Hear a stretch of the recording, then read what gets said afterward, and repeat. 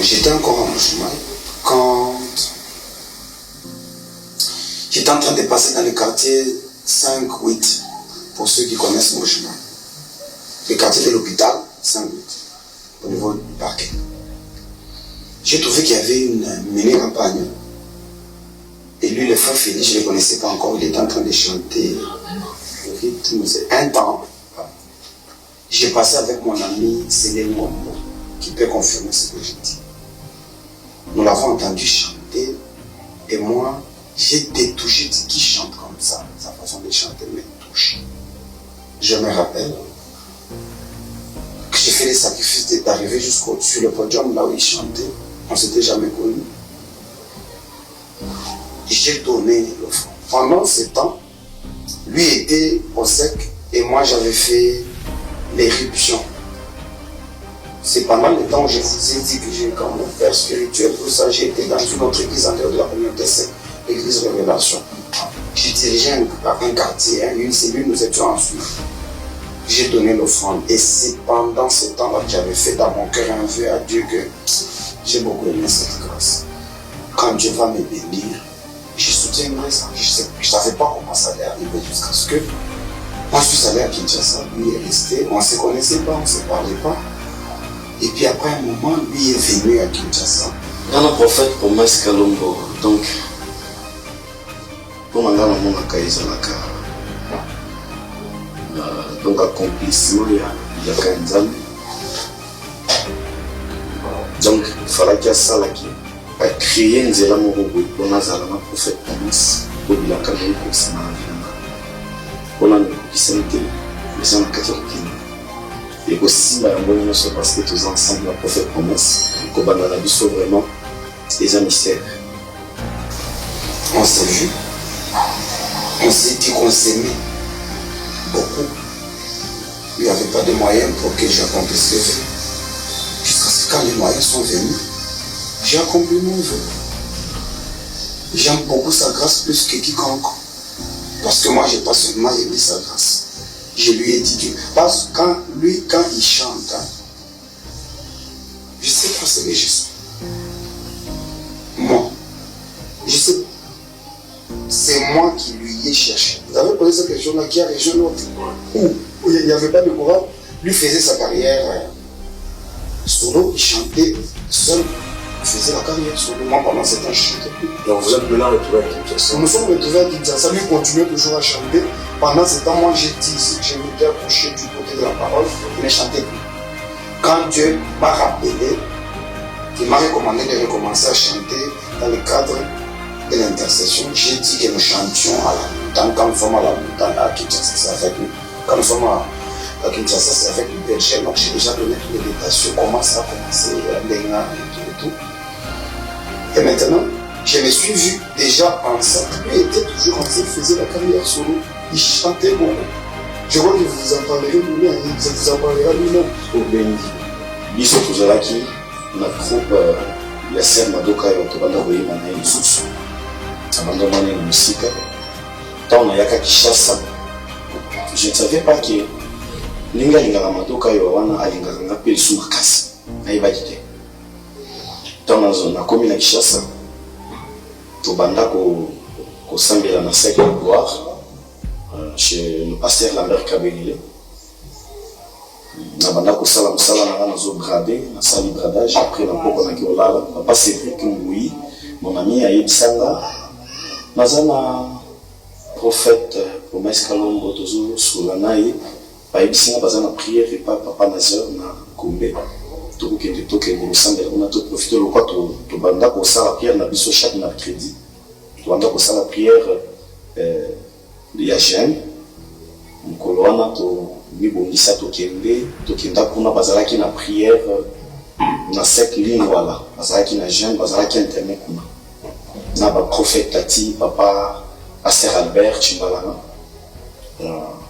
à l'époque il y a bazalaki pasteur il y a cette ligne voilà prophète Promesse bazalaki ba révérend na katimana sakinda na butu to sambela na moment wana na butu to yemba makasi moment wana batant wana ndi na lingaye makasi parce que na yoka eloko moko boye ezobima parce que na ndenge na banda komona ye na mosika wana totikalaka jamais kozala ensemble kosolola te tobanda mona na ka mosika tomone topesani mbote papa feli papa promesse esi tant toye kokutana siko butu wana nde butu oyo nasambela amour moko boye kotanga siko koleka oyo na banda komona ye na mosika wana nalinga ye na butu wana makasi après toye kokende bisi papa Cédric tosambeli bien makasi nako papa Cédric nde abanda kokende kuna makasi tant toye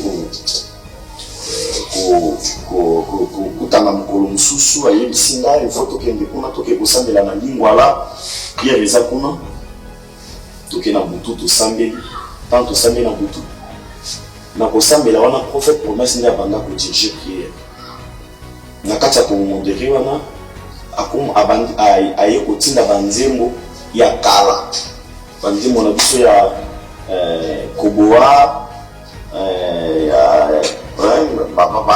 nzembo ya nostalgie wa memene nyimbelu nyimbile mokale na Yesu nzambi wanyi unji munani kakwena chichimuku tambato wana ya papa kwete après toyembi wana toye kokota ya tena likunji moku yeto jitukuwe chijere wawewe ujie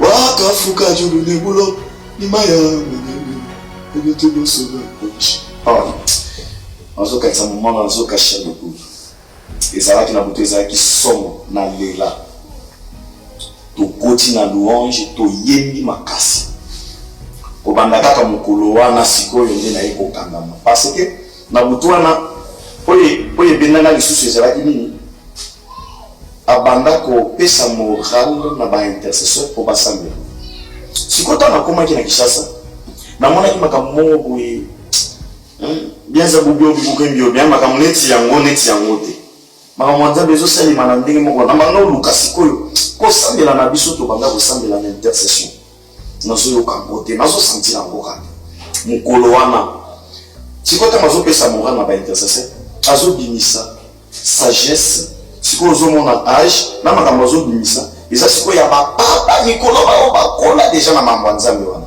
nayoki tala eloko na bato oluka yango nayebisa papa Cédric kaka mokolo wana nga na kobanda koyiba bamoma na banda oyibela na banda oya na nga na banda bapierre tosambelaka vraiment nazoyoka bien tant tozosambela na prophète promesse tozalaki wana na prophète stati grâce na ye nde moto ebenganga na moko mpenza ye kutu ayebaki te ye azolinganga en coucou.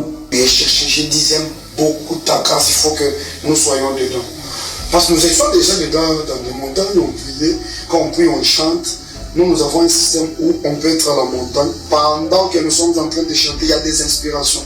Ça peut tomber sur lui, moi je le raccompagne. Ça peut tomber sur moi, lui m'accompagne et on colle, ça devient une chanson. Il n'y a pas de chanson de celui-ci et de celui-là. Il y a des fois, moi j'ai une inspiration, je commence une chanson, j'ai une inspiration, je commence ça, et lui m'ajoute les idées, ça reste. C'est comme ça que nous évoluons. Maintenant, quand nous avons commencé à faire des choses dans les studios et tout, c'était un mouvement, j'ai les sorties ici, lui était à tout ça, c'est comme ça qu'il ne peut pas faire. Et puis le temps où on a eu l'occasion d'être ensemble ici, on a commencé à le faire ensemble avec lui. Voilà.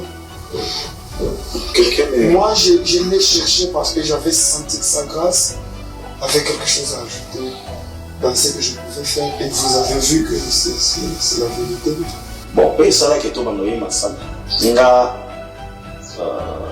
na banda ko kiri pana tellement que ya linga kinga avant makasi abanda ko sala siko so ki prière eza azo yebisa papa Cédric ou bien azo benga ngani papa Cédric eza na prière de oya donc abanda ko yebisa ngana linga kayo makasi na linga katango yemba ka il faut oyemba na yoka kanimo zo yemba bango bazalaki na cercle lingwala biso toza na cercle la gloire na papa Cédric parce que papa Cédric nge azalaki vraiment pembeni na ye makasi papa Cédric azalaki pembeni na ye makasi yango nde abanda koyebisa papa Feli boya lelo na prière ou bien ye moko abengi na dimanche oyo yaka na église oyo na moment wana ya telemisaki na mambo koyemba abanda oyemba lisusu te parce que abanda koyemba avant ntango aye sikoyo kokoma révérend prophète ntango abanda aye kobanda aye kosacroche makasi na parole nde atelemisaki nanu mwa koyemba mais abanda koyemba kaka so se retrouve na prière tozoyembaka na moma wana kaka bongo ntina ndenge aye kobimisa aye kozwa inspiration ya kosala groupe d'intercession ozanga ntango azwa inspiration nde toye tokomi sikoyo pembeni na ye makasi nga na papa Cédric. Dans la vie il faut kozala na courage parce que na moma wana namonaki prophète lelo nde nazocomprendre kaza mobali te parce que na bamoma wana makambo ebanda kobima ya lokuta moto azobima na likambo eza na breve te mais azopesa bino précision ya makambo wana azoyebisa bino ndenge esalemi bozocomprendre te. Alors moma wana bamakambo ebanda obima trop, alors azwa courage papa wana papa Dona ayebisa ye kozwa courage kolanda makambo ya bato wana te kokota na makambo ya bato wana te yo avancer kaka soki osali ka effort ya korekile vraiment kozonga nsima donc obebisi nyonso ya lobi nga na kozonga nsima te mpona mambo ya bato. Si c'est pour l'argent, nous n'avons jamais eu de problème en ce qui concerne l'argent. Lui-même va le confirmer. Nous sommes des serviteurs de Dieu, des grandes personnes. Bon, prophète promesse, Azamutu quand même. Azamutu, à cause de la naba erreur naïe. Ma bé tout ça la rabi sur baptême qui toujours ma bé, Thomas Sango Likolo, toujours bolam, tout tient à sa messe. Alors ma bé, ils a comme tel ma bé ils ont de quoi mon toisin n'a pas erreur ma bé erreur ils ont raté le prophète promesse Azat non tenter ma malade donc attention qu'ils ont tout bandé par le poids au compte mais bon là on ils ont couvrir nos sons bon là on est Azam tenter ma malade ma beaucoup peut-être il va voir c'est mon souffrir. Ah, voilà la bouche. Après ça, malade. Oh, après ça, malade. Tout ça là, bien. Tout ça là, problème. Tout ça là, biso qui vient de tout ça là, problème. On a bateau, on a mon qui l'a fait passer la chose publiée. En fait, promesse, la cabane il a fait lui, bolé. Bilo wa kindoki. Bateau bazan kindoki, balangi na nzunga, basili sisi ko bakomo publier avant. Bazo kanzeliwe au saï. Ils ont soulevé le coup d'un bateau bazo zela chita ya groupe Ozana bozela longtemps mais salut à moins ce qui salimi qui nous a décidé à la prophète promesse à Tinaï en Angleterre à Zofeli à Tinaï dans Paris ou bien à Fancy en Bouchima ou bien à Fancy en Kishasa à Okabisika Moroboy à Kaboli biso na ndenge ya bongo ça mais pour prophète promesse bakabwani baweli kimbongo kutunde logo tomona logo pamba na groupe biso mbongo baweli kimbongo logo bana donc les alokuta tous un problème au côté mais logo la boyi sa bana nzambe bisiko boza boyi ba ki tozakaka tozo sambe fort en fait pendant ces temps de sacrifice quand on parle de ngomba on sacrifice ça peut na kota na nzela wana on a bandana on a télémisé quelque part il même pas pour vraiment kenga tout ça dans la prière wana tout ça na mouvement wana donc tilelo toujours sambela kaka toujours continuer toujours sambela toujours siemela nzambe toujours ça ensemble